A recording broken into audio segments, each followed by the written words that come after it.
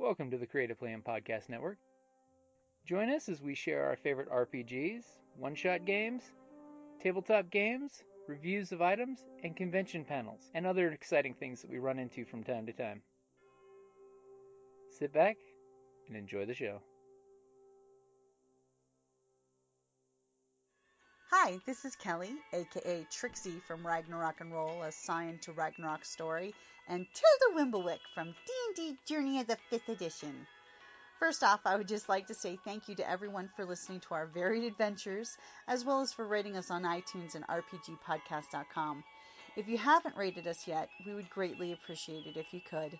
And if you're looking for more ways to support our efforts, we are now on Patreon, a great site where you can help us continue making more podcasts, as well as some special surprises for our patrons. If you can, please look us up at www.patreon.com/cppn. Every little bit helps. And again, thank you for listening. Hey guys, Jim and Kelly here with Creative Plan Podcast Network. It is August the 23rd, and for #Day2020, the word of the day is where I'd like to keep my players, and where all of the monster truck rallies like to keep you in your seat, the edge. You only need the edge. So, Kelly, do you have anything for edge? Well, other than the fact that I love, when you're in a campaign and you're literally on the edge of your seat going, oh, that is so much fun. But as for edge, I also think of, a finely edged sword, probably too much forged in fire. Is that edge sharp? I wonder if there's probably a magic item out there that is like perfect edge or something all the time. Although I bet you anything you could craft that as a Scion knack or something. Oh yeah, because I know like in the Star Wars, the Edge of Empire system, they've got many different types of Empire? edge. Yeah, Edge of Empire. You have many options that you can put edges on your weapons to modify them, which is really cool. Cool. So for edge, I'm going to throw out there that one of the important things as a GM is learning your players, how they operate, personality-wise. So that way you know what it'll take to keep them on the edge when you need to really get them pushed up and having those butt pucker moments where they're basically clinging to their seat's edge because they want to immediately grab those dice or throw them, and they immediately want to move across the battle map.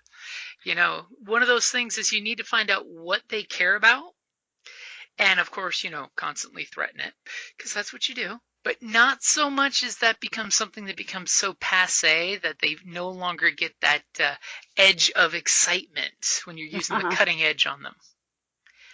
Interesting. But I do like to give the, since we're talking edges, the Harkham's Razor type of situation where... Occam's Razor? Occam's Razor, there you go. Somebody's razor, where, if one mistake happens, you're going to get cut, which is always a good way of reminding your players that there may only be, and of course, as a GM and player, kind of hate when there's only one right answer, and even a right answer that's not the right answer causes them to fall and slip and get cut in half, but sometimes that is required. But Occam's Razor is basically the most it's like of all the probabilities of even the simplest thing, even if it's the most outlandish, is probably the correct. Mm-hmm. The simplest reason, even if it's the outrageous, is most likely, it's so. Sometimes I guess I could catch you on the edge of, like the mystery, finding out what's, and then find out you were right all along. It is nice to know that you're right. See, I was about to say feel that you're right, but know that you're right. Oh, I'm right.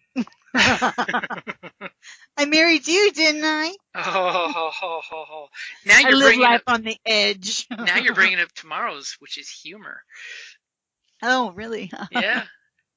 So for edge, basically, I always want to say of keep your players on their edge of their seats, just like the old monster car, like we joked, the Sunday, Sunday, Sunday, we'll give you the whole seat, but you only need the edge. Make sure you're keeping your players excited, because if they're at the edge of their seats, they're playing, they're in the game. They're not just sitting back on their cell phone ignoring what's going on and then doing that whole taking 5 minutes to get caught up when it's their turn of what to do. Yeah, that makes me edgy. Yeah, that makes me edgy, of me just saying, hey, we got to call it for the day. I can go get a pizza instead of doing this. That'll keep you on your edge. And also, for edge, something I want to throw out there is making sure, depending on what your game is, like we did mention Edge of Empire.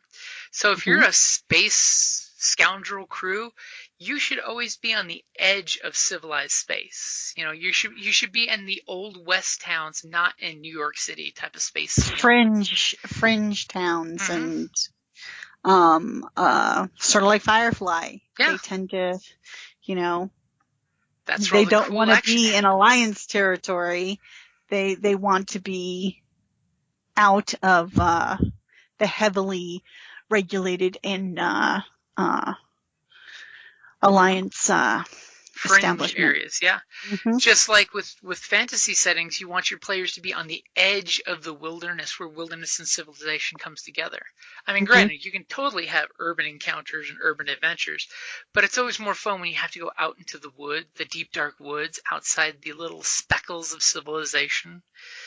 So you're literally living out there on the edge.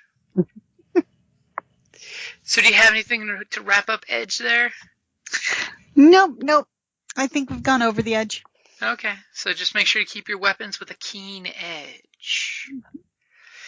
Alrighty, guys, thank you for listening, and that is August the 23rd for hashtag RPGaDAY2020 Edge.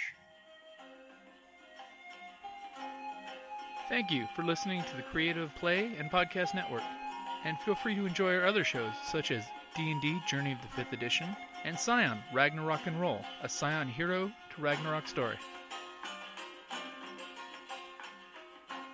Thank you for listening.